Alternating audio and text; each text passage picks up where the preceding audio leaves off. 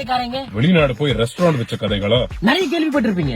ஆனா வெளிநாட்டுல அந்த நாட்டு ஒரிஜினை சேர்ந்தவங்களே நம்ம ஒரு ரெஸ்டாரண்ட் வச்சு நடத்துறது கேள்விப்பட்டிருக்க மாட்டீங்க. It's rare.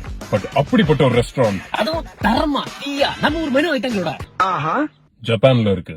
கியோட்டோ மாநகரத்துல ஜாப்பனீஸ் நடத்துற ஒரு சவுத் இந்தியன் ரெஸ்டாரண்ட். இந்த ரெஸ்டாரண்ட் பேரு தடுக்கா. தடுக்கா ஈஸியா வடச்சொல், தமிழ்ல தாளிக்கிறதுன்னு அர்த்தம். ஒரு இன்ட்ரெஸ்டிங்கான ஃபேக்ட் என்னன்னா, இந்த ரெஸ்டாரண்ட் ரன் பண்ற அந்த 2 ஜாப்பனீஸ் வருஷத்துக்கு 2 முறை இந்தியா டிராவல் பண்ணி நம்ம ஊர் ஸ்டைல் சாப்பாடு கத்துக்கிட்டு பிராக்டிஸ் பண்ணுவாங்க.